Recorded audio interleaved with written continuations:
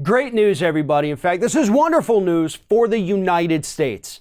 We have officially, according to the Trump administration, won the war on poverty. It's over. We did it. Everybody pack up your things, go home. The war on poverty is over. We can finally go see our kids again, return home to normal lives because we don't have to worry about poverty here in the United States. According to the administration, the poverty rate here in the United States has actually dropped to 3%. 3%. So it still exists, but it's not enough to bother fighting anymore. And hey, because it's so low, Republicans are saying now, including the Trump administration, we probably need to go ahead and cut things like food stamps and Medicaid and housing assistance funding because, you know, the poor people in this country are doing so well. So we can just take that safety net away. Let's get that pesky old thing out of there. First and foremost, ladies and gentlemen, the poverty rate in the United States is not 3%. It is 12.7%. What the administration did was they looked at the purchases of people living in poverty rather than their actual income. And most of those purchases for things like food or housing, those actually came from government assistance programs. It's not money that they make from their job. It's money that they have to get from the government because their job doesn't pay enough. So yeah, this whole thing is ridiculous because the administration is trying to manipulate math itself in order to tell us that poverty is gone and we have to cut the social safety net programs.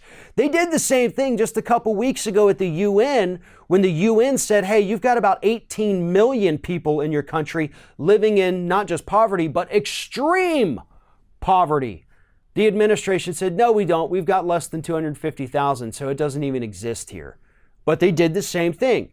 They looked at whether or not these people are able to spend money, which they are to an extent, not how much they bring in. That is an incorrect measure of poverty. And to be honest, governments use this measure all the time because it makes the number look lower than what it actually is so that they don't have to address the problem. But here, it's a little bit more sinister because this is being done to cut the social safety nets. Now, this has been a wet dream of Paul Ryan for years and years and years, and he's only got a few more months left in office, and he'll be damned if he is not going to try to cut food stamps, Medicaid, and housing assistance for the poor before he leaves office. And that is why they're trying to feed us these bogus numbers and telling us that the war on poverty was a success and that we won. No, we didn't win. Poverty is still winning. And turning your back on the problem, and most importantly, cutting the social safety net, which accounts for most of the spending of these people, is going to send that number skyrocketing. More importantly, it's also going to send people to an early grave if you take Medicaid away from them, if you take food stamps away from them so that they can't even feed themselves or their family. People will die. And they're going to die because this administration and Paul Ryan are so obsessed with lying that they would rather have people in the grave than admit that we still have a very real, very serious poverty problem here in the United States.